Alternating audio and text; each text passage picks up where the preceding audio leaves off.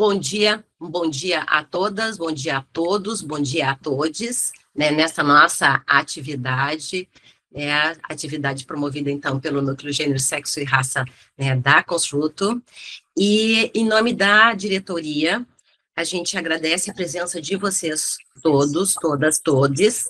Eu só peço os microfones, né, desligados e depois reabertos, quando vocês queiram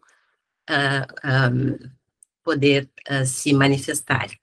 Então, para quem está se aproximando aqui de nós, da Construto, rapidamente eu quero colocar que nós, né, somos uma instituição com compromisso de transmissão e de formação em psicanálise. A nossa instituição, ela é composta, né, pelas colegas Luciana Kreff, que é a presidente da instituição, com a Maria Beatriz Tuttenhag, que é diretora administrativa e também coordenadora do Núcleo da Psicanálise com Crianças, Simone Asseta-Groff, que é diretora de ensino, Elizabeth Guarnier, que é diretora de estágios, Kênia Balveber, que é editora da revista Psicanálise, Jo Bolsoni, que é coordenadora do Núcleo de Passo Fundo, e eu, diretora Raquel Moreno Garcia, diretora científica e coordenadora do Núcleo Gênero, Sexo e Raça.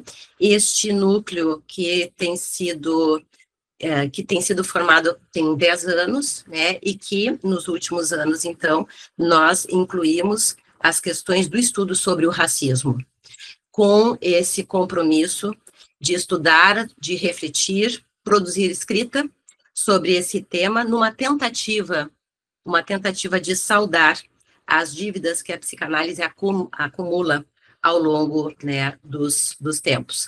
Eu agradeço profundamente, especialmente aos mestres, aos colegas e amigos Facundo Blester e Inácio Paim, por prontamente aceitarem meu convite em nome do Núcleo, generosamente doarem este tempo de suas agendas para transmitir a potência dos seus pensamentos psicanalíticos pela ética com o semelhante, em Freud, e nessa perspectiva da psicanálise enquanto um reduto de resgates das subjetividades em risco em Bleichmann. Muito obrigado, queridos, por estarem aqui conosco, e quero dizer que antes de apresentar o Facundo, a nossa atividade, ela vai se compor ao longo das 9 até as 10h30, né, com as conferências, iniciando com Facundo, seguindo Inácio, e depois a gente dispor de 30 minutos para perguntas, para comentários, né, para colocações, e que podem ser abrindo o microfone diretamente ou colocando as suas questões ali no chat, que eu vou tratar de ler para que todos também possam participar, né? Com muita honra, eu apresento Facundo Blester, psicanalista, mestre em clínica psicanalítica, ex-presidente da FLAPSI, Federação Latino-Americana de Associações de Psicoterapia Psicanalítica e Psicanálise, professor em graduação e em pós-graduação nas universidades da Argentina e estrangeiras, membro do Conselho Assessor do Fórum de Psicanálise e Gênero, da Associação de Psicólogas e Psicólogos de Buenos Aires, coordenador do Grupo de Trabalho Sexo, Gênero e Poder, da Rede Interamericana de Investigação em Psicanálise e Política, e Facundo, neste momento, também lançando o seu livro junto a Irene Meller, Subjetividades, Gêneros e Vínculos em Tempos de Restauração Conservadora. A ponência, então, de Facundo trará processos de transição de gênero, o inaudito e o inaudível. Por favor, Facundo, com a palavra. Bueno, muchas gracias a todos por estar aquí esta mañana de sábado, y a Construto, a Raquel y a las queridas colegas de la institución por esta invitación.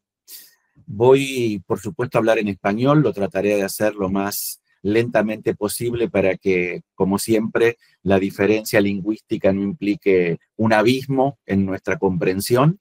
Y entiendo que podremos dialogar y entendernos a pesar de la diversidad lingüística.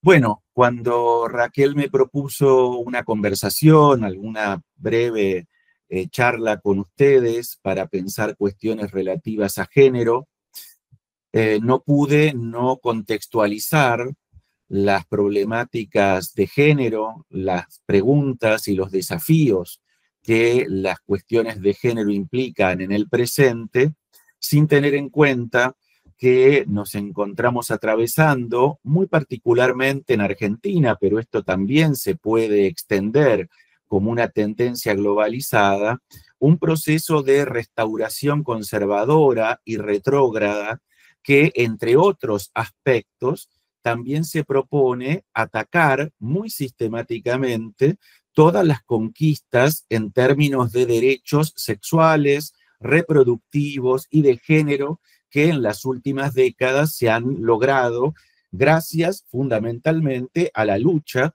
de los movimientos de mujeres y a los colectivos LGBTIAQ+.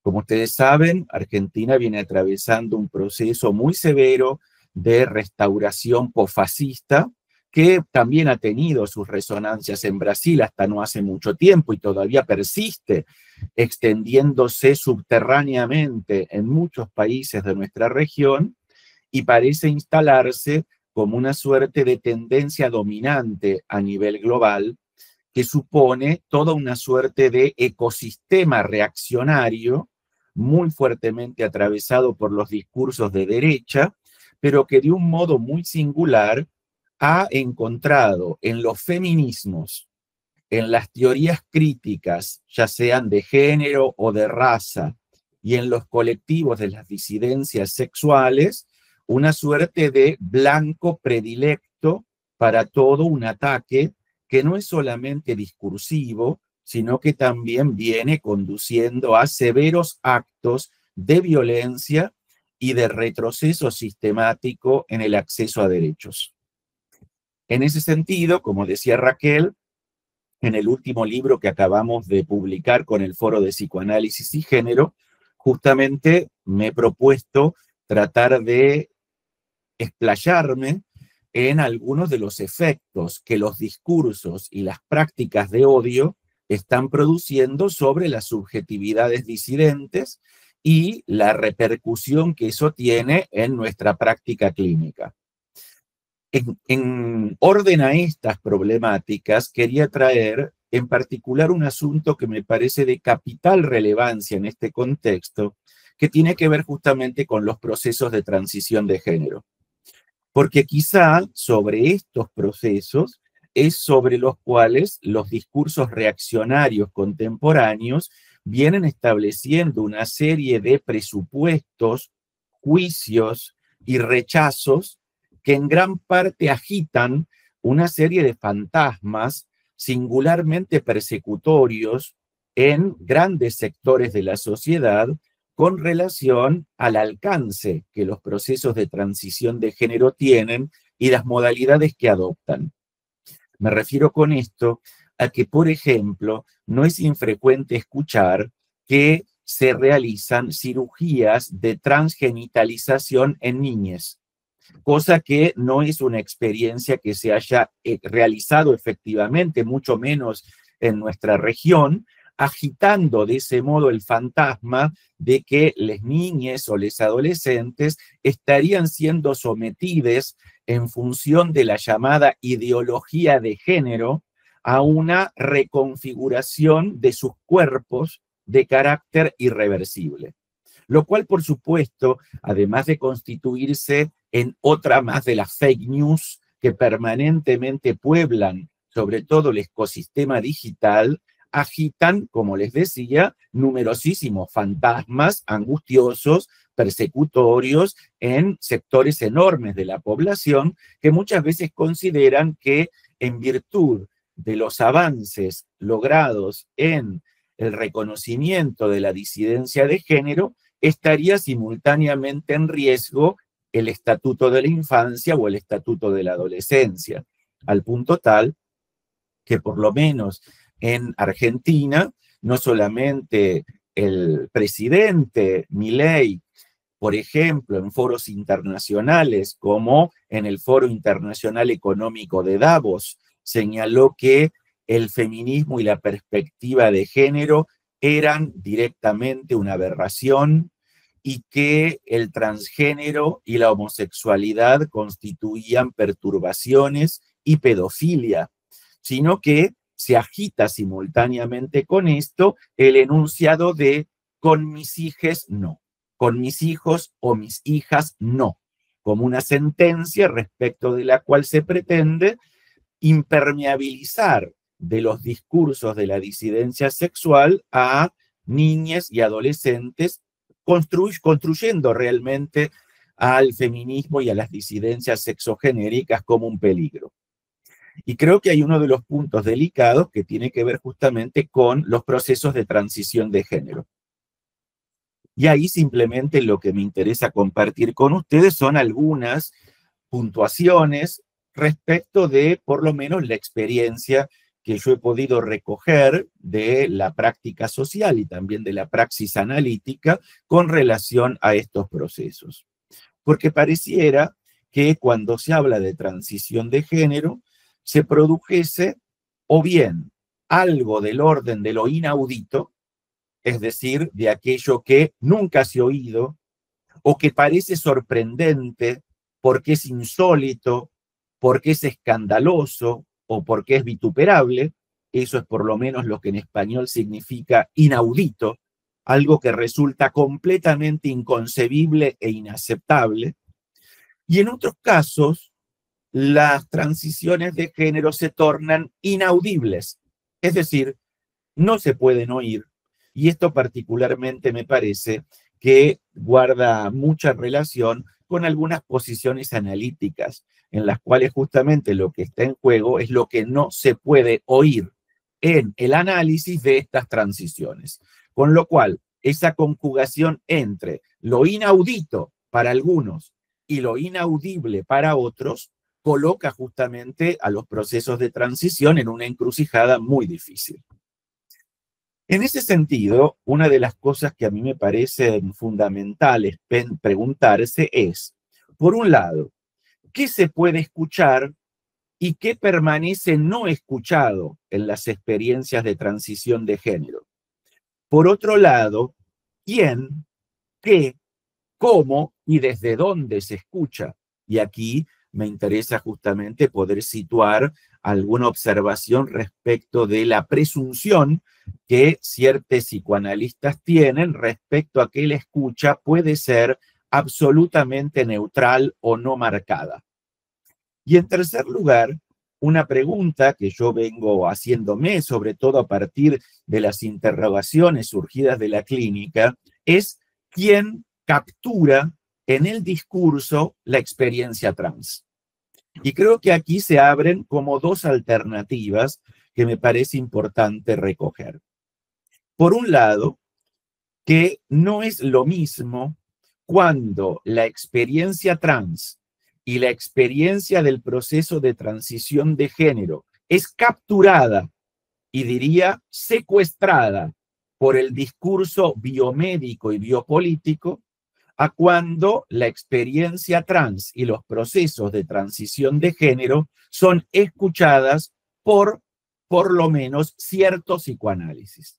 Y creo que ahí se establece quizá una de las claves para mí más controversiales y donde realmente hay una disputa que llamaría teorética, clínica y también ético-política.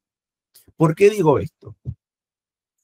Porque existe una tendencia, por lo menos en ciertos países, en ciertos sectores, a leer los procesos de transición de género en clave del discurso biomédico y biopolítico. Eso acarrea toda una serie de consecuencias.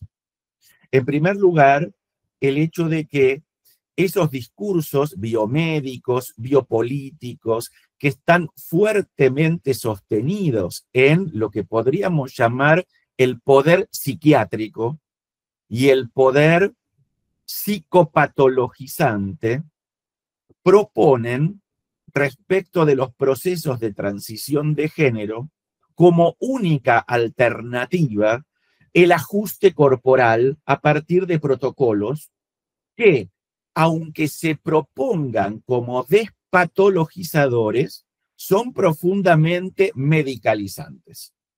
Y acá hay una primera cuestión, que despatologización no equivale forzosamente a desmedicalización.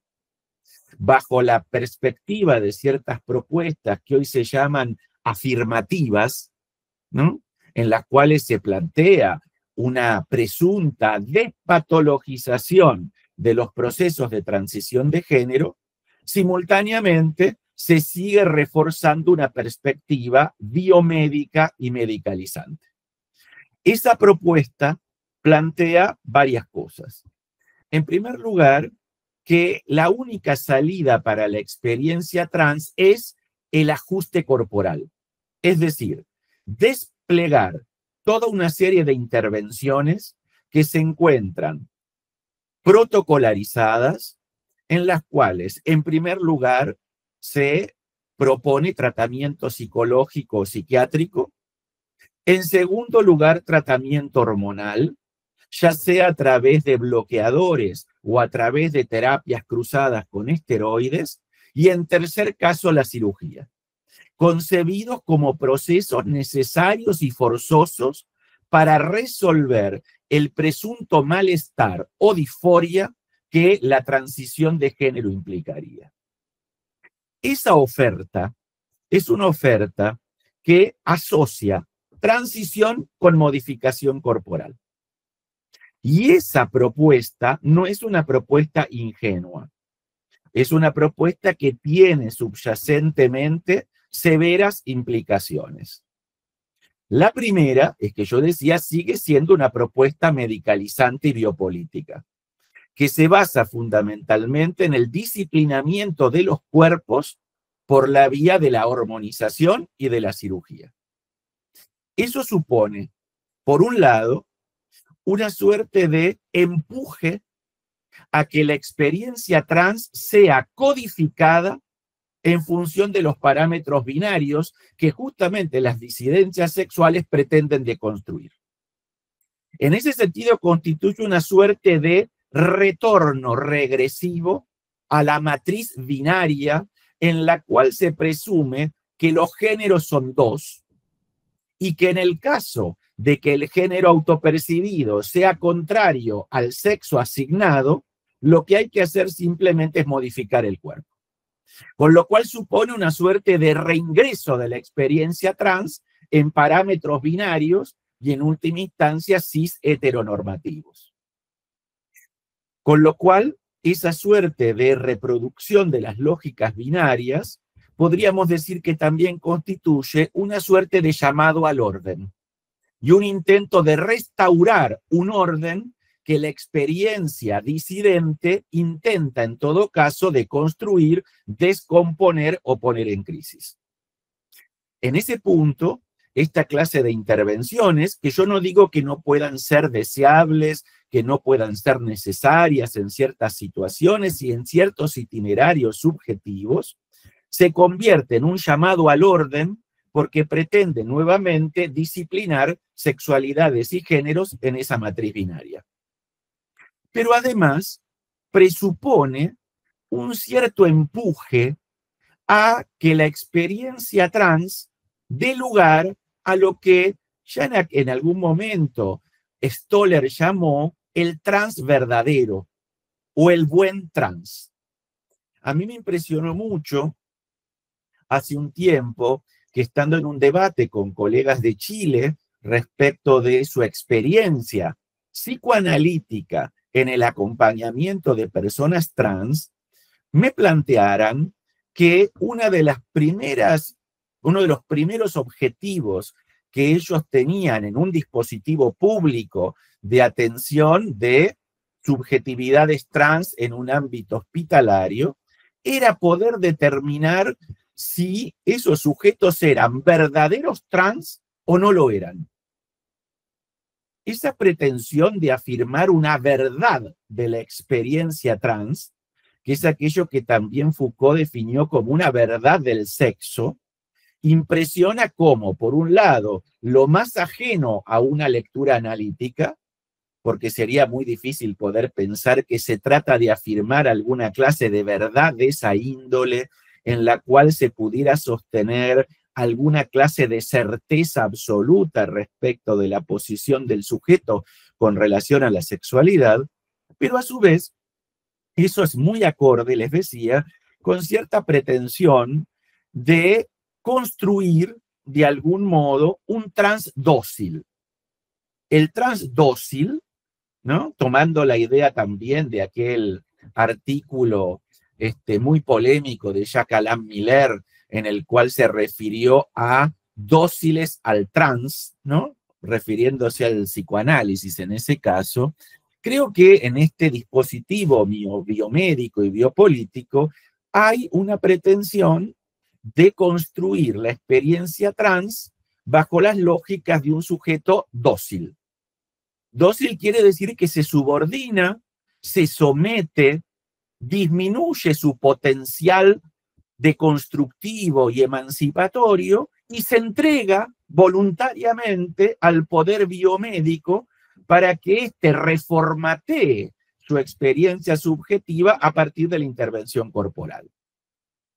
En ese sentido, podríamos decir que este dispositivo biomédico está al servicio de un nuevo modo de normativización de la experiencia de género, que está sostenida en el rechazo a la ambigüedad, a la indefinición y a la hibridez. Es decir, para esta perspectiva resulta inaudito, inconcebible, insólito, escandaloso o vituperable que pueda haber diversidad corpórea en consonancia con disidencia de género. Es decir, aquí lo que está en juego es una captura a partir del discurso biomédico de la experiencia trans, tendiente a despolitizarla y a desproveerla de su potencial emancipatorio, crítico y revolucionario, digámoslo así, ¿no?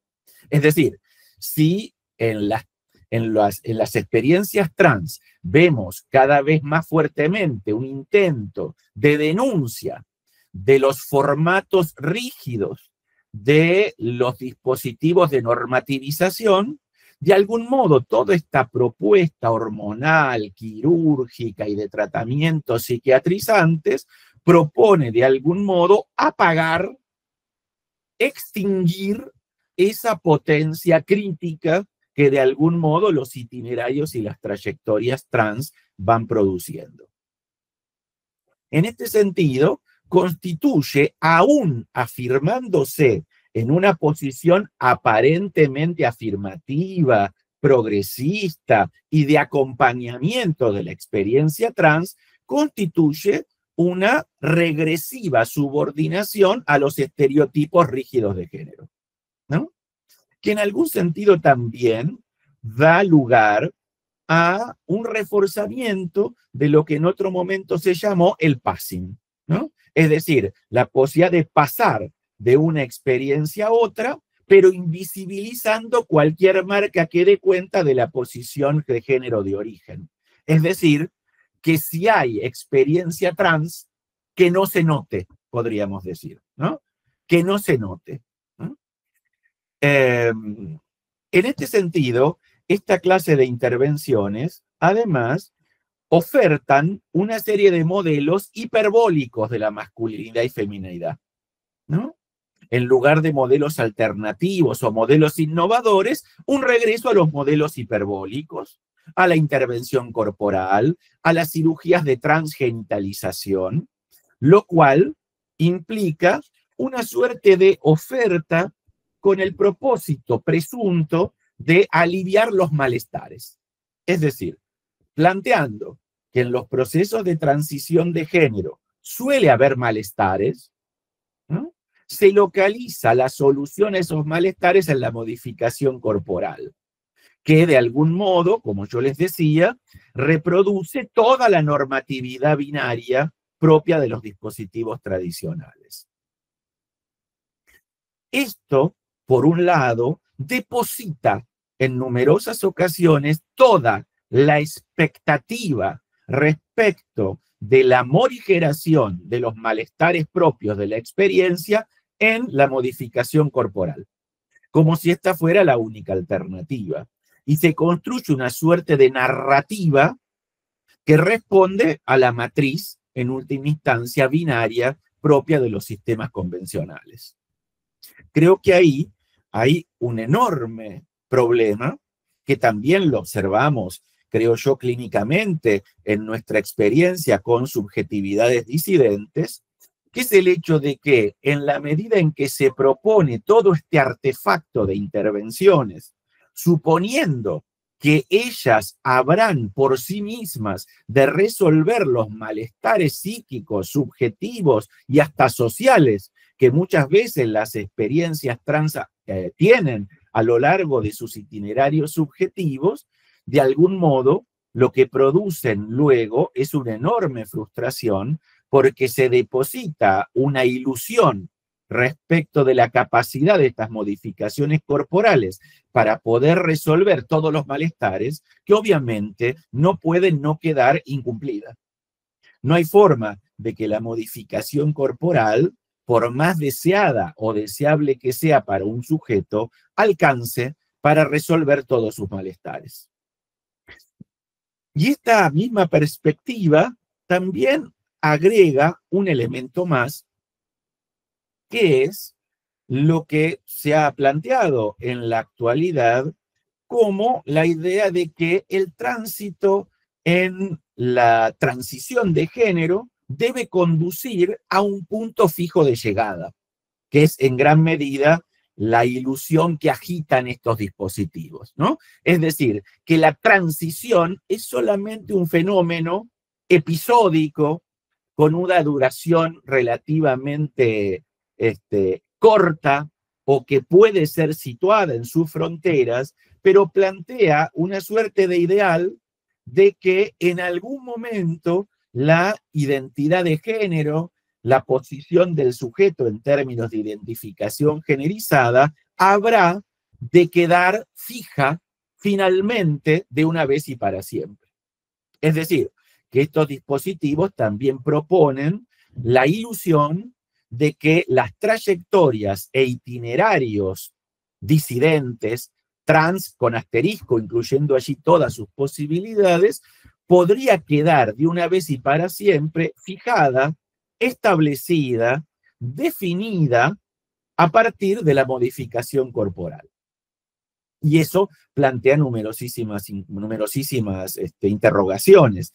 Por un lado, porque hay muchas transiciones que podemos acompañar clínicamente que no acaban en una posición fija respecto de la identificación de género, sino que se abren a otras posibilidades, como pueden ser, por ejemplo, las subjetivaciones no binarias, a género y fluidas, para las cuales la modificación corporal no ofrece absolutamente ninguna clase de respaldo ni ningún alivio, e incluso la posibilidad de que esa trayectoria en la posición de género pueda permanecer abierta, es decir, pueda permanecer como un proceso abierto en devenir, sometido a resignificaciones posteriores, para los cuales la modificación corporal tampoco auxilia, salvo en virtud de la ilusión que a partir del discurso biomédico se promete a quienes experimentan alguna clase de malestar. En esa perspectiva, creo yo que se nos plantea como analistas la necesidad de una interpelación, no solamente al modelo biomédico, sino a estas concepciones en las cuales se conciben las transiciones de género. Y los últimos minutos que me quedan, voy a puntuar rápidamente lo que creo que son algunas de las perspectivas que una escucha analítica tiene que tornar audible, ¿no? ¿Qué es lo que me parece, en función de mi experiencia clínica, que deberíamos oír de estas experiencias de transición con el propósito de que no queden tan férreamente capturadas por estos dispositivos de normativización que en realidad apuntan a sofocar la experiencia trans y, como yo decía, a reinstaurar un orden que sigue siendo un orden normativo, binario y en última instancia cis heteronormativo, aún con cirugía, ¿no? Aún con cirugía, porque la idea es borrar todo lo que hay de no cis en los sujetos trans, ¿no? Entonces decía, me parece que tornar audible para la escucha analítica los procesos de transición de género implican, en primer lugar, reconocer que la experiencia trans o la experiencia disidente en el campo de los géneros no se reduce a el transgénero, sino que incluye todas estas otras posibilidades de itinerario subjetivo, como pueden ser, decíamos, las subjetividades no binarias, los sujetos a género, las sexualidades y géneros fluidos, pero también incluyendo la diversificación corpórea, es decir, la disidencia corporal, eso que para muchos analistas también resulta completamente escandaloso, el hecho de poder pensar que puede haber una mujer con pene, un varón con vagina, y que esa coexistencia entre el cuerpo y el género puede resultar no solamente habitable por el sujeto, sino reconocible socialmente. Y sabemos que muchas lecturas psicoanalíticas que no han terminado de despatologizar sus concepciones piensan que resulta absolutamente inaudito que alguien con pene pueda experimentarse subjetivamente en el plano identificatorio como mujer, y que eso se puede explicar por recusa de la castración, perversión, psicosis, estrago materno o todo el conjunto de andamiajes de categorías psicoanalíticas, sino que me parece que es preciso también entender que muchas de las trayectorias e itinerarios de género que estamos acompañando implican una desidentificación respecto del género que le fue asignado en el nacimiento, pero que no en todos los casos esa identificación que es sometida a un proceso de desidentificación necesariamente supone tener que identificarse con otro género o tener que identificarse con otro género en términos normativos, sino que eso puede dar lugar, como decíamos, a itinerarios mucho más híbridos, ambiguos, diversos, fluidos, sin esa pretensión de convertir al género en una identidad. Aun cuando el género tenga específicamente en su inscripción psíquica un estatuto identificatorio, diferente es pensarlo como una identidad fija. Creo que una de las cuestiones que una escucha analítica relativamente situada puede brindar es pensar que el género y los procesos de transición de género constituyen experiencias, tránsitos, exploraciones y procesos. Y todo esto se contrapone a la idea de una identidad, de una certeza, de una posición fija que de algún modo se establecería de una vez y para siempre. Y creo que aquí la cuestión central también constituye poder concebir, junto con las disidencias de género, las disidencias corpóreas, ¿no? Digamos, incluir la multiplicidad de posibilidades en la experiencia de vivir, experimentar, gestionar el propio cuerpo, aceptando de algún modo las derivas en la transición de género, ¿no?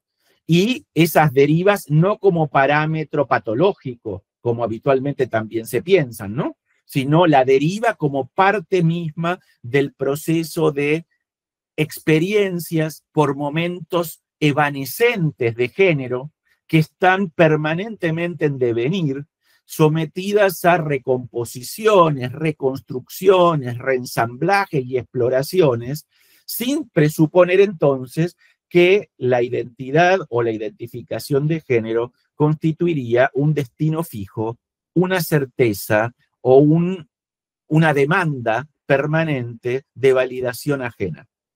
Creo que esto introduce, por supuesto, una serie de desafíos y de interrogaciones e interpelaciones, para usar un término de Butler, una escena de interpelación para nuestra escucha, justamente en pos de poder, por un lado, escuchar la pluralización de las experiencias y procesos de transición de género, más allá de toda pretensión de fijación normativa.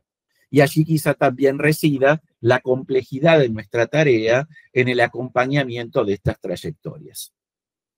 Obrigada, Facundo. Obrigada pela potência da tua convocatória, com vistas à nossa responsabilidade de resposta, lembrando Laplanche. Muito obrigada. Então, quero apresentar, né, Inácio Paim Filho. Inácio, psicanalista, escritor, membro pleno do CEP de PA, membro titular e didata da Sociedade Brasileira de Psicanálise, de Porto Alegre, membro da Comissão Ubuntu e lançando, né, o seu último livro, O Antirracismo, Escrevendo Histórias no Movimento Psicanalítico. O tema da conferência, da ponência do Inácio hoje para nós, Tempo de instaurar conflitos, corpos brancos, a história não contada, renegada. Por favor, Inácio, a palavra é tua. Um bom dia a todos e a todas, agradecer a Raquel, a Construto, o privilégio de estar aqui nesse sábado de manhã na companhia do Facundo, que nos permitiu aí ter uma visão importante e uma visão reflexiva e tensionando questões importantes do nosso tempo. Bom, então, além dos agradecimentos, enquanto eu ouvi o Facundo e eu um pouco mergulhado nos últimos acontecimentos dessa semana, me vi atravessado por algumas questões que a minha fala tinha um rumo e ela vai ter que ser rearranjado pela urgência dos fatos.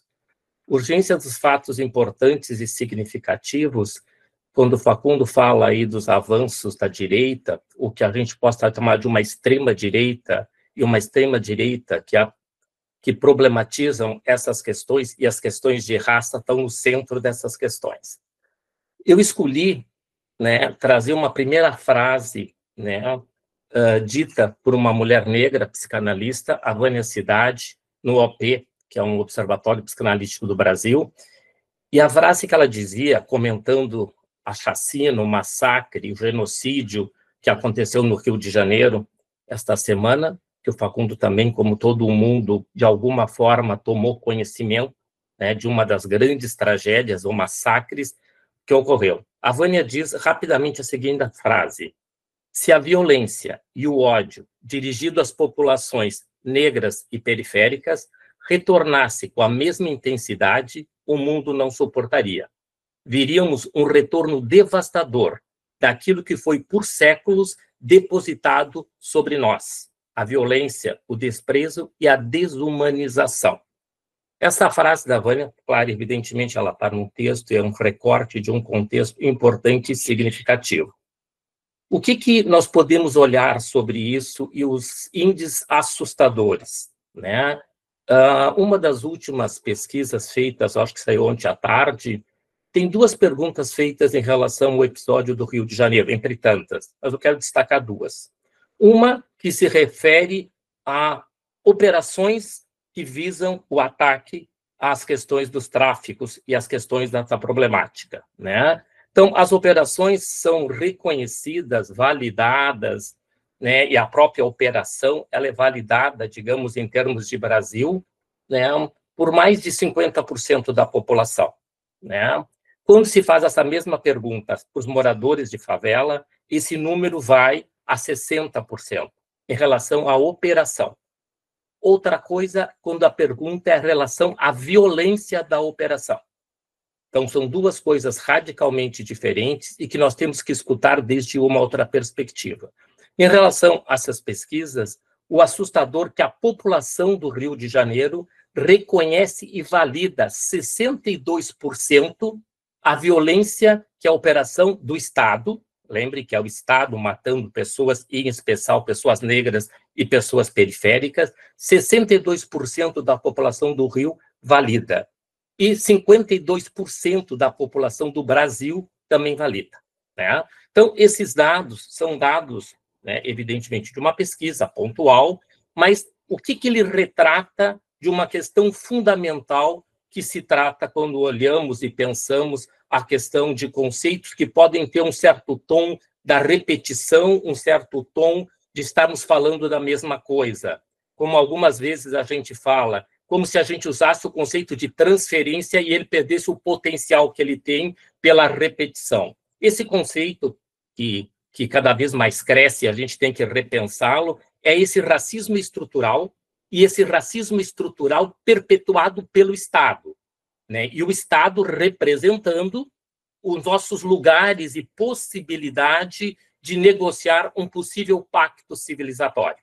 Né? O que nós estamos discutindo, e teremos que repensar de forma contundente, quando a Raquel mesmo diz, a psicanálise tem 130 anos de história, e ela começa a conversar coisas que dizem respeito às nossas subjetividades, sejam as questões de gênero ou sejam as questões de raça, e de raça muito mais recentemente nas nossas instituições, que é justamente esse lugar e essa perspectiva de olharmos para essas questões e um certo grau de indiferença em relação a isso, né? Como se as populações periféricas, negras na sua grande maioria, estivessem nesse lugar e nesse espaço e não houvesse um contexto histórico que viabiliza essa existência ou essa não existência a partir de alguns parâmetros.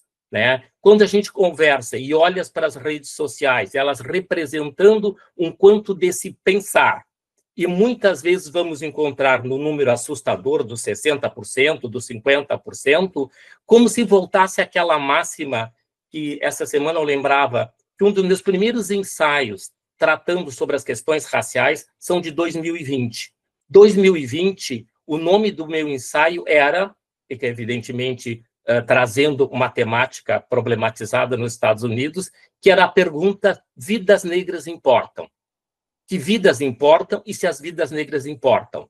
E eu fiz esse primeiro ensaio em 2020, a pedido do OP também, a partir do episódio George Floyd, que foi o grande episódio que todos nós sabemos, que reconfigurou as questões do racismo e nos obrigou a entrar, sempre dizendo que o episódio George Floyd, de novo o Estado, a polícia matando George Floyd, isso não é novidade para todo o movimento negro e toda a questão. Nós somos mortos desde que fomos sequestrados de África. Nós temos 500 anos.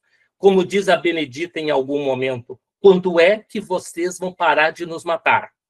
Né? Quando ela diz isso, ela reproduz uma questão importante, né? Significativa, e que, mais do que nos dessubjetivar, nos objetivar, é não nos dar o direito de existência, mesmo que seja uma existência, muitas vezes, de uma precariedade extremamente intensa e importante. Tanto que toda vez que vai se discutir as questões de raça, vem imediatamente a questão de classe, porque nós não temos como não pensar nessas questões. Né? Nós não temos como pensar as questões da enchente do Rio Grande do Sul e pensar quem foi que ficou fragelado no primeiro momento, quem foi que morreu no primeiro momento.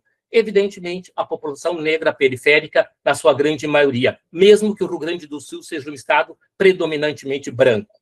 Né? Então, esse contexto, esse acontecimento do Rio, ele reproduz algo que vai além do Rio de Janeiro.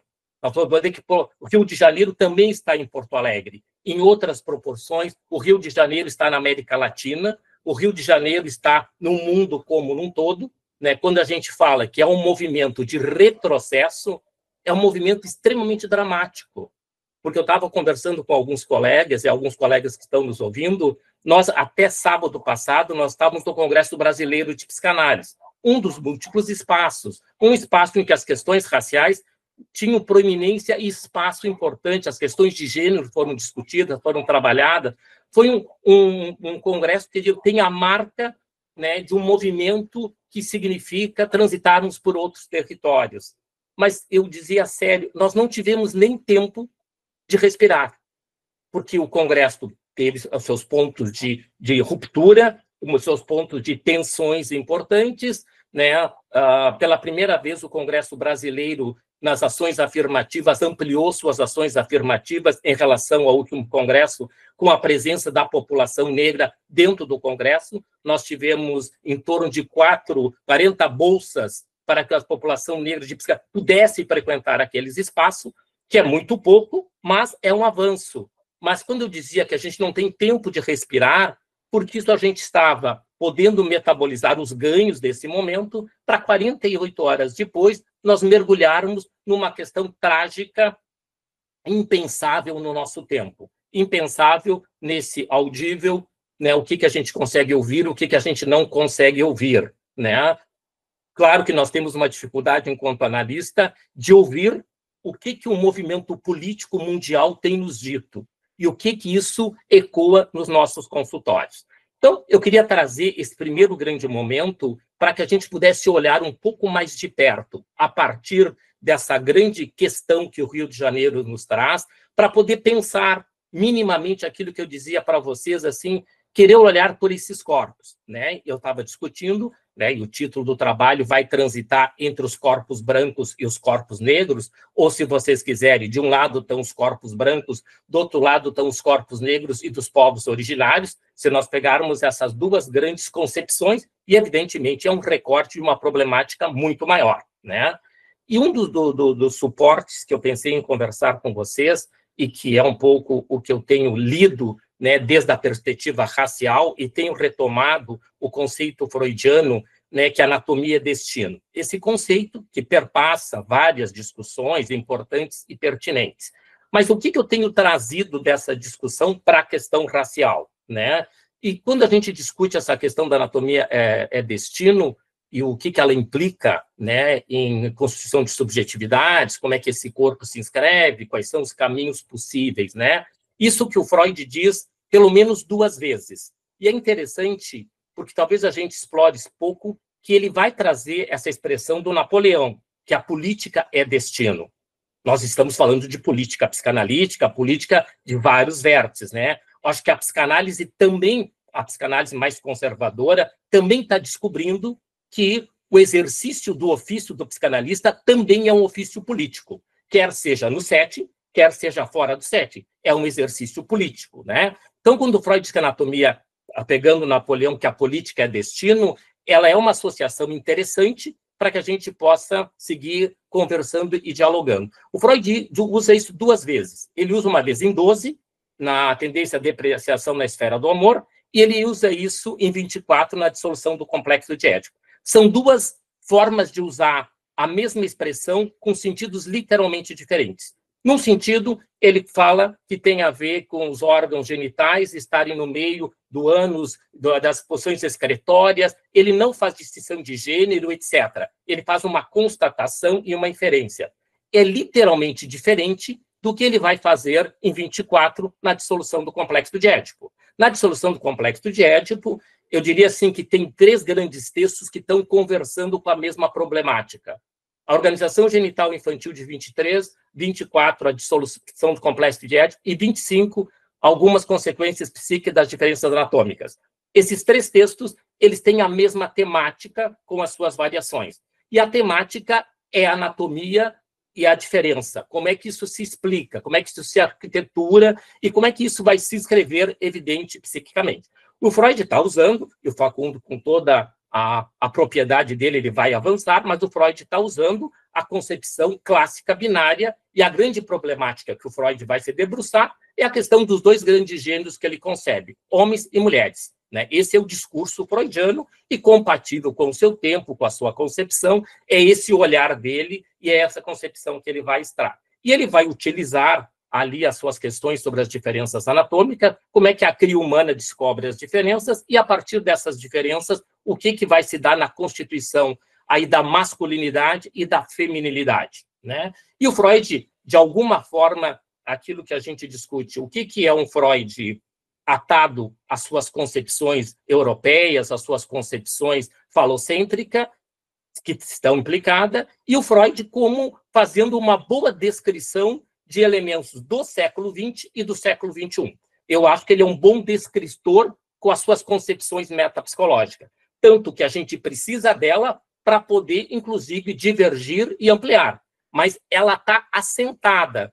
Quando Facundo nos diz que algumas correntes teóricas vão utilizar esses modelos para normatizar o que seria avanço, na realidade é retrocesso, quando fica imposto uma norma e um jeito de ser, nós estamos presos, boa parte do contingente, inclusive psicanalítico, que é o que me preocupa mais, né? Eu, quando tenho discutido questões raciais, eu tenho discutido, e o meu foco é conversar com o mundo psicanalítico. Não que eu não vá conversar com a sociedade de modo geral, mas eu entendo como a psicanálise, nas suas normatividades, nas suas questões racistas, nas suas heranças coloniais, né? Tem um livro que eu participei há pouco tempo que o título é O Inconsciente Colonial da Psicanálise. Então, a psicanálise tem um inconsciente colonial e nós temos que nos virar com ele naquela transformação, mantendo aquela máxima que nós não precisamos jogar fora o bebê com a água do banho, mas que o Freud merece, inclusive, que a gente avance em vários quesitos.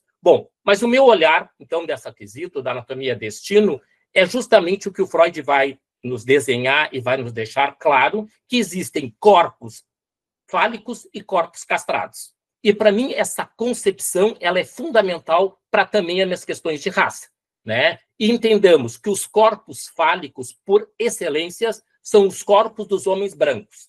Isso a gente vai remeter a Totem e Tabu. Se vocês forem a Totem e Tabu, antropologia psicanalítica, origem da cultura, quem organiza a cultura nesse mito científico freudiano são quem? Homens brancos. As mulheres não existem. Bom, povos dito primitivo por Freud, que somos nós, os povos negros originários, nós nem contamos nessa balança, né? As mulheres são meramente objeto de troca e os homens brancos que governam o mundo da antropologia freudiana ao século XXI. Esses mesmos homens brancos que ordenaram a chacina no Rio de Janeiro. E quando eu digo homem, eu estou usando homem-gênero, né? Nós já avançamos bastante para saber que o homem não é igual à humanidade, o que nos dá um certo alívio, um certo respiro. Porque se homem fosse igual à humanidade, talvez eu não estivesse aqui, né? Entre outros elementos, né? Então, esses homens, da horda primeva freudiana a hoje, e eu citava o Rio de Janeiro como exemplo, são esses homens que, usando a expressão do Fanon, que mantêm a ordem do mundo. E o Fanon diz nos Condenados da Terra, nós temos que fazer uma grande desordem para, quem sabe, surgir uma nova ordem. E quando o Facundo fala, de novo, vamos normatizar, se eu compreendi bem, Facundo, ele pode... Vamos normatizar o mundo trans, nós queremos o quê? Eu achei genial, adoçar, né? Ou seja, domesticar, né? Isso nós, povo negro, conhecemos desde sempre. Qual é a forma que acharam de tentar nos domesticar? Com o monoteísmo. Não foi meramente uma questão religiosa, no sentido estrito sensu, que quando nos sequestraram de África, nos impuseram o monoteísmo. Porque o politeísmo ele é amplo. O politeísmo significa várias formas de pensar o mundo. Politeísmo tem a ver com cosmosvisões. Nós estamos discutindo aqui visões de mundo. E a pergunta é que visões de mundo nós estamos dispostos a construir, né? Então, quando o monoteísmo foi instaurado, nós não podemos ler Moisés no monoteísmo, nem o Freud faz isso, como se fosse, tanto que o Freud vai criar o seu próprio Moisés, que parte do Velho Testamento, mas um Moisés próprio, o Moisés do estrangeiro, o Moisés que é um egípcio, e você sabe que quando a gente lê a partir de algumas questões freudianas, para nós é extremamente importante encontrar um Freud dialogando com o egípcio. Talvez seja um dos poucos momentos que o Freud vai dialogar com o não-europeu. Um dos pouquíssimos momentos, e ele vai colocar o Moisés no Egito. Claro que eu tenho que lembrar vocês, homens e mulheres brancas, que vocês pensam que o Egito não é na África. Talvez se eu perguntar para vocês rapidamente, vocês vão titubear como o Egito na África não comporta o Egito, que é um dos berços da civilização, da qual nós somos herdeiros, que seja um país africano. Lembra? A ideia da cosmovisão branca é justamente o quê? A África é um país destituído de pensadores, destituído de filosofia, destituído de conhecimento, né? E essas engrenagens, porque o mundo é fake, não só agora que a gente fala dos movimentos fakes. O mundo é fake desde sempre. Por que desde sempre? A máxima, quem conta a história? Tem um provérbio africano que diz, até que o leão aprenda a falar, a história vai ser contada pelo caçador.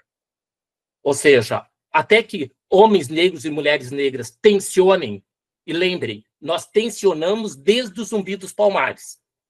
Nós não começamos a tensionar no movimento de tensionar as questões escravocrata, desde o Zumbi dos Palmares. Né? O Zumbi dos Palmares é alguém que rompe com a ordem estabelecida. Então, essa tensão vem dentro de lá, mas a tentativa de nos domesticar passa por várias questões. Tanto que essa visão, que é complexa e que está inscrita também no nosso DNA, que tem a ver com o monoteísmo, com uma questão central, tem a ver com a monogamia, com uma outra questão central dessas questões. Né? De novo, o que significa poligamia? Poligamia, desde o vértice do mundo ocidental, eurocêntrico, etc., poligamia é vista como promiscuidade, né? E não o que significa filosoficamente as questões poligâmicas, que questões éticas estão implicadas nisso, que acordos vão se dar, como é que as relações vão se dar, elas são muito mais densas e muito mais complexas. E é essa complexidade que, paradoxalmente, nós fugimos.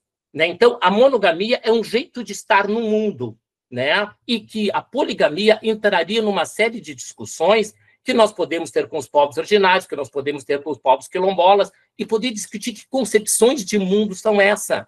Uma concepção de mundo de uma monocultura em termos de cultura de transmissão, ou a monocultura que nós temos no agronegócio.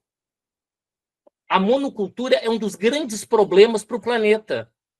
Então, quando a gente fala de monocultura, podemos contar cultura como ordenamento civilizatório, etc., e como a cultura, as monosculturas, elas estão impregnadas numa lógica altamente destrutiva do planeta. Inclusive, desde que eu comecei a discutir as questões raciais, para mim é impossível discutir questões raciais e não discutir as questões ambientais, que é um outro problema que nós psicanalistas temos, como se as questões ambientais não nos dissessem respeito, dissesse aos sociólogos, aos ecologistas, ao pessoal da COP30, etc., não dissesse respeito que as questões ambientais é o auge da nossa autodestrutividade negada, desmentida, repudiada. Podemos usar vários conceitos psicanalíticos, porque a destruição do meio ambiente, que nós vamos reeditando, o que nós, povo negro, temos dito, o que os povos quilombolas têm dito desde sempre? Que a mesma lógica extrativista de corpos é a mesma lógica extrativista da terra. Né? Tanto que a gente tem dito, e tem que retomar a frase, porque é uma frase extremamente narcísica, nós dizemos que é o fim do planeta. Não, não é o fim do planeta, é o fim da espécie humana. O planeta não vai terminar. Né? Essa é uma espécie de quarta ferida narcísica. Né? A ideia é que a espécie humana vai terminar, mas o planeta vai terminar. Não, o planeta vai seguir. Como ele vai existir, quais são as... Podemos discutir. Mas o que está datado, né? O Rio de Janeiro é uma questão datada. Essa lógica de estar lá não pode nos surpreender. Tem que nos indignar, mas ela faz parte da engrenagem. O fim do planeta também está datado. Né? Então, como a gente vai eliminando corpos, também vamos eliminando outros corpos como a questão ambiental. E essa questão ambiental, se a questão racial hoje está mais próximo das instituições psicanalíticas, e quando eu digo das instituições, eu tenho que sempre dizer que as universidades estão um pouco à frente, porque as instituições psicanalíticas são muito mais conservadoras. Lembrem que as instituições psicanalíticas é o auge da branquitude. né? Nada é tão convencional, um grande paradoxo, nada é tão convencional e retrógrado quanto o pensamento do mundo psicanalítico. Então, as nossas instituições, sejam elas filiada à IPA, não filiada à IPA, nós podemos ter nuances, mas a essência é de um conservadorismo extremamente assustador. A psicanálise contemporânea, nas suas instituições, ela é extremamente retrógrada. Ela consegue ter pontos de tensão. Tem se tensionado com as questões de gênero, tem se tensionado com as questões raciais, mas são tensões desproporcionais à história. Temos uma história importante e significativa. As universidades, elas conseguem ter um avanço maior, né? Nas questões raciais, nós sempre nos reportamos que, pelo menos desde 2010, vai se fazendo algumas fissuras importantes, vai se construindo outros elementos, né?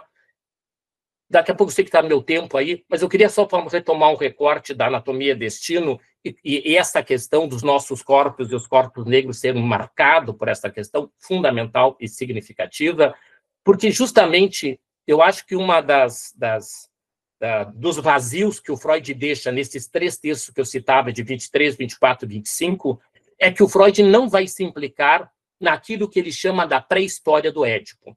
O Freud vai entrar na conflitiva, ele vai tratar questões ali, mas o Freud não vai se ocupar da pré-história.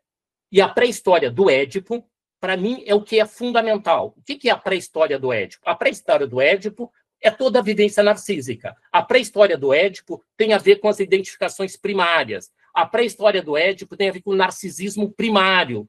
E o narcisismo primário, eu sempre digo assim, que é um dos grandes fontes de consultas das minhas incursões no pensamento freudiano, porque é um dos momentos que o Freud vai falar das bases constitutivas do eu, e ele vai trazer de forma direta toda a engrenagem que tem a ver com o inconsciente parental, amplamente falando, mas toda a questão que aquele inconsciente parental está instaurado num contexto cultural. Isso que ainda a psicanálise discute. Parece, assim, extremamente assustador que a psicanálise discuta psicologia social e individual. Isso é, assim, quase... psicótico é ofensa aos pensamentos psicóticos, né? Eu acho que é uma questão quase perversa, porque como nós vamos discutir um sujeito que não está inserido num contexto? E o Freud vai ser... para mim, no narcisismo primário, ele coloca a questão importante. Inclusive, um dia eu falava sobre machismo numa mesa dessas. Eu digo assim, a frase mais lapidar do Freud sobre machismo, lá no narcisismo primário, é quando ele diz: o menino tem que ser um grande homem ou um herói como um pai, e a menina tem que desposar um príncipe, a título de indenização tardia para sua mãe. Então, essas 2 frases que estão lá, elas são lapidares para nos convidar a conversar com uma série de questões. Quando o Freud, lá na conferência 31, quando ele vai falar do supereu, ele vai falar de ideologia. Ele diz: o supereu carrega as ideologias de um povo, de uma raça, de uma nação. Então, o meu supereu carrega toda essa questão, né? Se eu pudesse reduzir a pretensão da minha fala com vocês, quando eu falava de instalar conflito nos corpos brancos, era tentar instaurar uma ferida narcísica na branquitude, da imagem idealizada que o povo branco tem de si. Então, a missão do povo negro é instaurar essa ferida narcísica. Vocês têm uma imagem idealizada de vocês que não corresponde à história, de civilizados e bárbaros. E a velha pergunta: bandidos é quem? Né? Bandidos são os que foram mortos no Rio de Janeiro, ou bandido é o Estado, da forma de fazer e de interpelar essa população?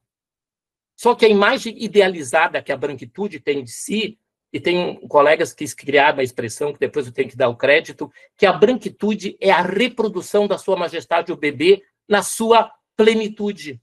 Nós poderíamos dizer: a sua majestade o bebê, : a branquitude. Uma imagem que não se sustenta a 2 minutos de diálogo. No entanto, é essa majestade que segue regindo o mundo. Mas, evidentemente, o povo negro sobreviveu até aqui.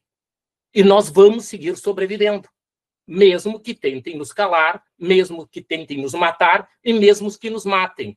Parte de nós segue resistindo. Inclusive, o livro que a Raquel trazia nós vamos trabalhar justamente algo que a branquitude não conhece. É a força de um coletivo pautado por uma questão ética. A branquitude sabe fazer pactos narcísicos. Só que pactos narcísicos é perversão e se volta contra o sujeito que o propõe. Mas agradeço aí a parceria e quero poder discutir um pouco aí com os colegas. Um abraço. Obrigada, Inácio. Então, até que o leão aprenda a falar, a história será contada pelo caçador. Obrigada pela potência da tua fala, Inácio. Uma fala, uma ponência Lúcia, né, dessa história do movimento psicanalítico em tempos reais, né, e uma chamada à ética com o semelhante. Então, bom, a gente abre aqui, né, o nosso tempo, né, para discussão, para comentários, né, para perguntas, para contribuições, de forma que a gente possa aproveitar, né, desses, né, dois grandes pensadores que nos convocam e que nos provocam este lugar de quem escuta, né? Quem escuta as subjetividades que seguem em risco. Né? Tá aberto aqui a discussão, pessoal. Eu vou acompanhando, por favor, abram o microfone ou entrem no chat. Giovana, por favor, venha. Bom dia. Eu já levantei a mão porque, rapidamente, eu gostaria, então, de agradecer, né, Facundo, Inácio, as falas de vocês, e agradecer, e a minha fala é para a Constructo, nesse momento. Eu gostaria, já falei com a Raquel, mas gostaria de agradecer em público, então, a possibilidade de vocês, aí é uma fala pessoal num primeiro momento, realizarem um sonho, assim, meu, de escutar o Facundo e o Inácio juntos, né? Mas, principalmente, como psicanalista, eu gostaria de marcar o que me chamou muito a atenção nesse evento onde vocês reúnem, então, dois pensadores que, para mim, representam a psicanálise contemporânea num modelo gratuito. Eu acho, gente, que esse é um ato político que eu gostaria de marcar e agradecer a Constructo. Era isso por enquanto. Obrigada, Giovana. E deixando bem claro, e se eu não deixei claro, eu quero recolocar, né, que esta atividade está sendo, né, então, a gente está contando com a generosidade, né, desses, né, dois potentes pensadores da psicanálise doando o seu tempo, isto sem honorários, né, que eles tenham cobrado. Então, este ato, né, psicanalítico, né, Giovana, a partir desta posição, né, deles aqui neste nosso espaço da Construto. Obrigada, Giovana. Bom dia a todos, todas, todes. Faço minhas as palavras da Giovana, agradeço imensamente aí, então, aos, né, intelectuais, profissionais Ignácio Paim e Facundo Glester. Eu tenho uma pergunta para o Facundo, eu não sei falar espanhol, desculpa. Muitíssimo obrigado pela fala e por essa convocatória, como a Raquel coloca, para essa clínica, a partir de uma perspectiva contra-hegemônica. Mas a minha dúvida, e muito de um lugar de principiante da clínica psicanalítica, é como exatamente acolher pessoas que são compelidas, compulsórias a uma identidade de gênero com a qual nunca se identificaram e construir essa caminhada na ruptura de mais uma outra compulsoriedade, que é a migração para uma binariedade. Esse, para mim, é o maior desafio considerando todas essas premissas que você colocou aí tão bem. Obrigada. Bueno, a ver, me parece que esto que vos traes respecto de como un sujeto atravesado por una doble compulsión, la compulsión a una posición identificatoria que le fue asignada y respecto de la cual puede no reconocerse, y estos aparatos de normativización que compulsan en la dirección a lo que yo llamaba una suerte de retorno al orden, que me hizo mucho sentido lo que traía también Ignacio respecto de cómo se mantiene el orden del mundo y cómo estamos frente a ciertos desórdenes que tanto en el campo de la raza como del género, y también podríamos incluir la clase, intentan ser muy ferozmente sofocados con el propósito de producir un mayor disciplinamiento de las subjetividades y los cuerpos, ¿no? Porque también, y asociando con algo que traía Ignacio, yo creo que podríamos pensar que muchas de las intervenciones hormonales y quirúrgicas que se propician también constituyen formas de ejercicio de la violencia, ¿no? También constituyen en muchos casos un ejercicio de la violencia, aun cuando esté normativizado ese ejercicio de la violencia, o hasta incluso donde muchas subjetividades disidentes se ofrezcan de manera aparentemente voluntaria a ese tipo de domesticación, ¿no? Creo que ahí uno podría pensar esa famosa referencia a la servidumbre voluntaria, ¿no? De hasta dónde muchos sujetos en pos de aplacar sus propios malestares o de encontrar alguna clase de reconocimiento en el lazo social al otro, son capaces de poderse someter voluntariamente y devenir de algún modo esclavos, lo cual no hace menos esclavista ni extractivista a esa propuesta que se les brinda, solo por el hecho de que un sujeto se amolde a ellas, ¿no? Creo que ahí es donde yo decía que la escucha analítica creo que tiene que abrirse en una dirección completamente distinta, ¿no? De hecho, por lo menos a mí me sucede, y por eso traía este punto, que la mayor parte de las personas disidentes que yo acompaño en sus análisis no tienen ningún propósito, ni ninguna intención, ni ningún deseo de someter sus cuerpos a ninguna clase de tratamiento.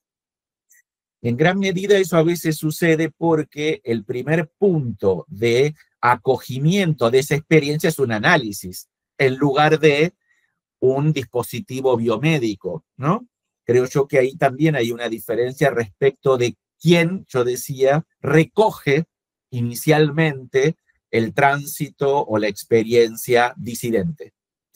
Ahora, para poder acompañar ese proceso sin compulsar en ninguna dirección, ¿no? Creo que ahí justamente está algo de lo que traía de algún modo Ignacio, que no puede ser, primero, sin reconocer que la escucha analítica está marcada. Cuando digo que está marcada, quiero decir que no es neutral, que está plagada de sesgos ideológicos que han ido impregnando la formación, la conformación de la teoría, como traía muy bien Ignacio, respecto de una cantidad de impregnaciones ideológicas del pensamiento de Freud, pero los podríamos encontrar en Lacan y los podríamos encontrar en cualquiera de nuestros referentes, y es necesario un proceso primero de deconstrucción teórica de esos obstáculos, ¿no? Para lo cual primero uno tiene que reconocer que su escucha está marcada, porque si todavía hay algunos analistas que creen que su escucha es neutral y que se escucha en el vacío, realmente eso constituye ya un obstáculo de entrada, porque todo aquello que no sea compatible con la ideología del analista o su imaginario va a ser inaudible, ¿no? No se puede oír aquello que no se ha podido pensar. Y la gran cuestión pasa por los impensados y los impensables del psicoanálisis o de ciertos psicoanalistas, ¿no? Porque así como Ignacio traía la cuestión del racismo estructural, podríamos pensar también el cis-heterosexismo estructural del psicoanálisis. Con lo cual, es muy difícil poder acompañar, como vos decías, como analista, un proceso de transición, de exploración, de itinerario disidente, si simultáneamente uno no ha sometido un trabajo analítico las propias concepciones en las cuales fundamenta su escucha, ¿no? Con lo cual, me parece que esa es la tarea que muchos venimos desarrollando hace mucho tiempo, tendiente a proponer esa revisión al interior de la teoría, pero atravesándola críticamente, tanto en términos teoréticos como en términos clínicos, con una perspectiva ético-política, ¿no? De lo contrario, lo que sucede es esto que decíamos de que muchos itinerarios trans terminan siendo inaudibles e inauditos, ¿no? Para parafrasear un poco el título de lo que yo quería presentar. Me parece que, retomando también a lo que traía muy inteligentemente Ignacio de Fanon, ¿no? De la cuestión del desorden, ¿no? Estas experiencias, y no solamente las experiencias disidentes trans, ¿no? Las experiencias críticas de la raza, las experiencias que tratan de recuperar una dimensión en clave de lectura de clase, etcétera, las perspectivas también decoloniales y postcoloniales, lo que vienen de algún modo es a desordenar el psicoanálisis, además de desordenar la sociedad. Y la cuestión allí es si nosotros podemos tolerar ese desorden entendiéndolo en su potencial productivo, o el psicoanálisis se convierte en un nuevo dispositivo de normativización y de procura de un orden que vuelva las cosas a su status quo, ¿no? Creo que esa es la tarea que nos concierne, ¿no? Y por supuesto que yo no puedo no pensar en estos términos la intervención clínica si no es a partir de su fundamentación metapsicológica, ¿no? Con esto lo que quiero decir es que no alcanza con la sensibilidad. Quiero decir, hay muchos analistas sensibles, subjetiva, ética, política, transferencialmente, pero difícilmente se puede acompañar productivamente un proceso psíquico, analítico, en el caso de las disidencias, si esa sensibilidad no va acompañada de una agudeza intelectual, de una capacidad crítica, porque si no queda como en esta especie de voluntarismo, donde aceptamos a las disidencias, las tratamos de acompañar, y es mucho de lo que yo me encuentro en supervisiones con colegas que son gente muy sensible, muy comprometida, políticamente muy cercana a las posiciones que uno ideológicamente sostiene para el mundo, pero luego la escucha, al estar desprovista de alguna clase de fundamentación metapsicológica, no auxilia en la comprensión, ¿no? Entonces me parece que ahí justamente todo el debate termina siendo teorético, metapsicológico y luego clínico, empujado por la interpelação ético-política. Eu queria só fazer uma parte no que o Facundo disse, ampliando, que para mim é bem importante, que assim, as pessoas, quando eu falo sobre questões raciais, elas saem emocionadas. Eu digo assim, eu quero mais do que isso, porque a tua emoção pode ser gatilho, mas se não tiver o investimento do estudar, do retomar nas suas análises, nas suas supervisões das temáticas, a emoção ela é fundamental, mas ela é só ponto de partida, ela não é ponto de chegada. E ouvindo o Facundo, eu lembrei de uma frase da nossa bandeira, que é ordem e progresso. A pergunta é sempre, ordem para quem e progresso para quem?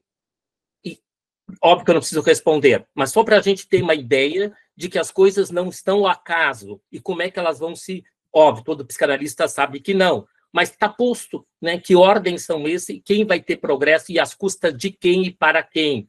Quando o Facundo fala de uma questão da biomedicina, etc., nós sabemos que tem todo um comércio. Se nós quiséssemos usar a expressão tráfico, amplamente dizendo, também ela é pertinente. Não, que elementos estão envolvidos, né?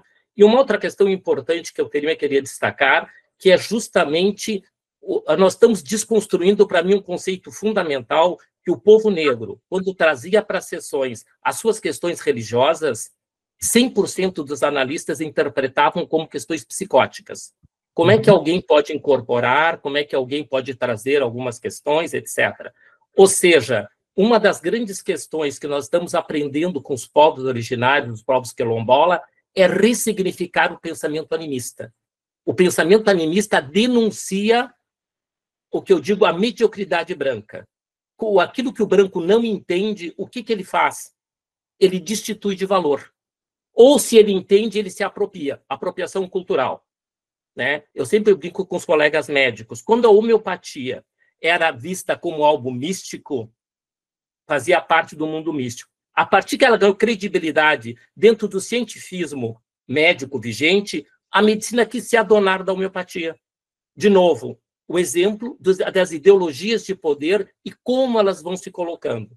E eu tenho dito em vários tempos que um dos conceitos que me fez reaprender e ressignificar a temporalidade do inconsciente, ou a temporalidade freudiana, não foi com o nome psicanalista. Esse conceito, para mim, é de um pensador quilombola, o Nego Bispo, quando ele fala que a história do tempo é começo, meio e começo. A ideia que algo tem começo, meio e fim, esse é o pensamento limitado do Ocidente. Então, esse jogo que tem começo e não tem fim, porque a história vai se reconfigurando, etc., isso tem a ver com a própria concepção de tempo do inconsciente freudiano, que o Freud chamou de atemporal, em relação à temporalidade do pré-consciente, é óbvio, mas tem essa outra concepção e essa outra escuta, que o mundo trans, se a gente ampliar o conceito, nos oferta, se a gente puder escutar. Bom, mas era isso. Que interessante essa ideia, Inácio. Eu nunca tinha escutado isso. Quem é que fala sobre isso? Sobre o tempo, a circularidade. O tempo. A circularidade tem dois grandes... Tem esse pensador, o Nego Bispo, que ele vai teorizar que essa é a concepção de tempo que o povo africano carrega, né? E tem a Maria Elisa, que tem um livro dela, O Tempo Espiralar.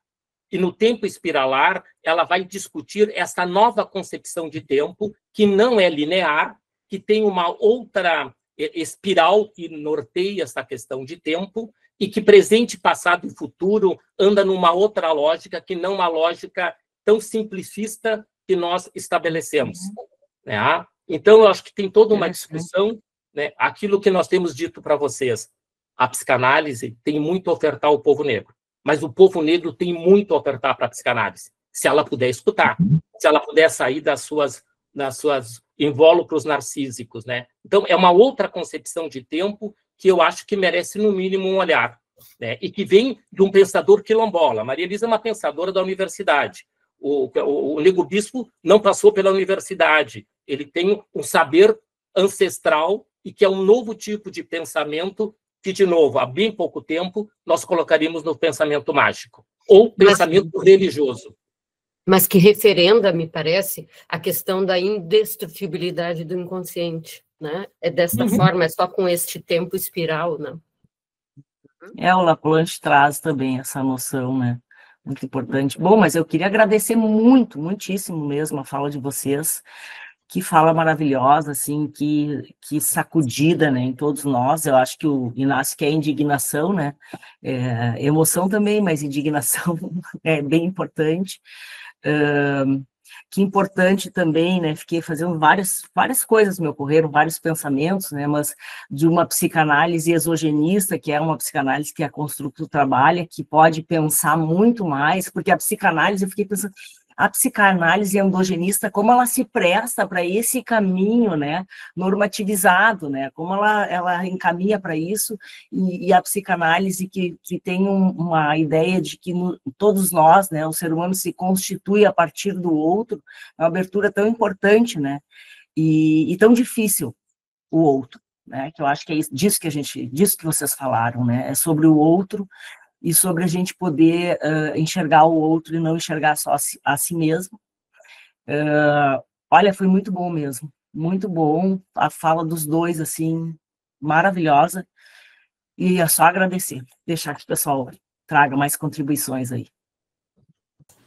Mais uma coisinha, que vocês disseram também, que eu acho que é muito importante, né, que é o grupo dos psicanalistas, né? É aí que nós temos que mexer, e muito, porque o conservadorismo, porque a coisa retrógrada dos psicanalistas de reproduzir, né, essa coisa hegemônica, é fundamental que a gente tenha esses momentos para falar sobre isso, né? Porque ali se reproduz uma ideia que não é mais possível, não cabe mais, né? E se reproduz no consultório também, né? E que a política tem que estar, sim, sendo falada, sendo discutida, o dia a dia, a gente tem que se inteirar com o que está acontecendo no país. Foi uma semana dificílima, na Argentina também, né, Facundo? Foi difícil também com as eleições argentinas, e a gente tem que saber o que está acontecendo, né? Que caminho é esse, que é esse momento político da extrema-direita, onde que ela vai chegar, nós temos que falar sobre isso. E isso é a reprodução de tudo isso que o Inácio e o Facundo estão dizendo que não querem. E que não querem porque é justo não querer, porque a gente tem que ser diverso, a gente tem que aceitar o outro. Então, temos que abrir muitas travas, né, que temos como psicanalistas. Muito obrigada.